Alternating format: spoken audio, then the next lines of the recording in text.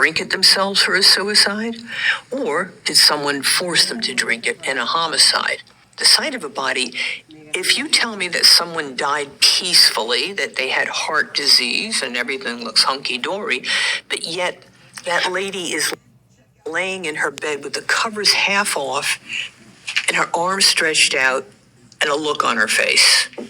And the drawers, the jewelry drawer, the lingerie drawer, they're pulled open, they're ransacked. And that person just doesn't look right to you. It's a feeling, it's a gut instinct that you get. That tells me homicide. One of the things we do is we lift up the lip and we look at the frenulum. That's the little web that holds your lip down. And if we see abrasions or teeth marks, that means someone clamped their hand over an old woman's mouth and smothered her. And what does she do? She move her head like that to try and get away, and that's what causes those abrasions. Then I know it's a homicide. People don't just walk up and say, "Hi, I'm sexually interested in you." Who owns the crime scene, you or the cops? Now, technically, the police own the scene and I own the body. Nobody's supposed to touch my body until I get in there. And I don't mess with their scene. I don't lift fingerprints, they do. So they own the scene in terms of what it tells them in their bailiwick and what they do, the blood spatter analysis, the fingerprints, things like that. But, it's silly to even think that we don't interact. We each own the scene because the body, my body, is what makes that a crime scene. Without it, it's just a home. Do you ever talk to dead bodies? Involuntarily. There have been times when I've seen something really brutal and I'm looking and I say, God, you poor thing, I hope you didn't suffer for long. One thing I do with a lot of dead people, particularly those who died tragically or violently, is I make a little mark. I just sort of make a little sign of the cross or a little star, in the air over their head, just a way to, not bless them so much as just send them along to their maker. Just a little habit of mine. Do you ever find that emotion can get the better of you in those moments? Are there any times that it overcomes you? Many times my emotions have overcome me when I see a death like that. Tragic, brutal, painful, grief, anger, sadness. And it's so strong that I cannot do my job effectively. I'm no use to the victims or the family if I can't drop a curtain and stop that emotion. I close down, I shut down my heart and open up my brain, and I do my job carefully, pay attention to the forensics, and I try not to think about what happened to them. And it's successful. But here's a problem. Sometimes when you're shutting yourself down every day, it's very hard to open up again.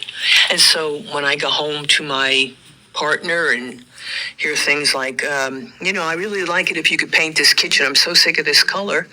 Or why don't you plan us a vacation in Florida? And I'm thinking, have you no idea of what I've seen today? And I get angry. And that's not fair, of course. I signed up for this. You didn't. But yeah, that's a real hard thing. But I learned to open up again. It took many years. In fact, it's only about 2-3 years ago that I feel truly open. Most memorable investigation. Of course, it had to be 9/11. The World Trade Center attack. Yeah, beyond memorable. Something I can't let go of.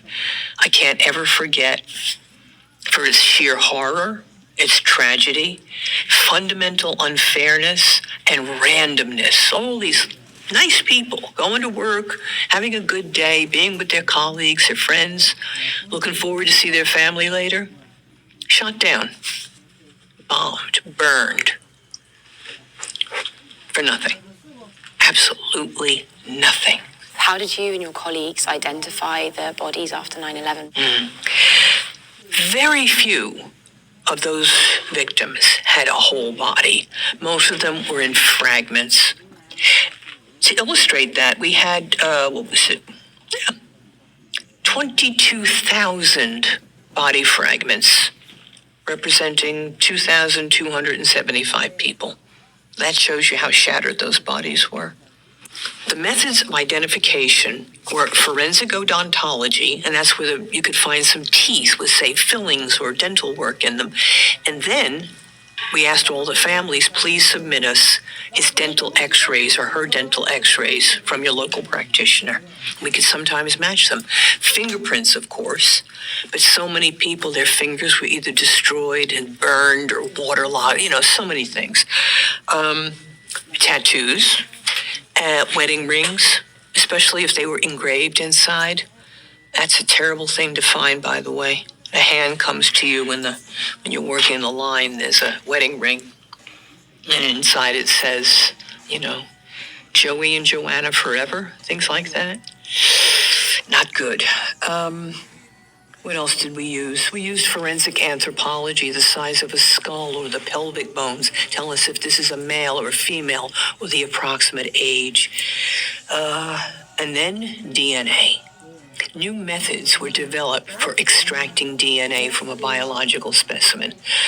Didn't always work, but when it did, it was a miracle. And we have identified bodies that way by the tiniest little bone fragment.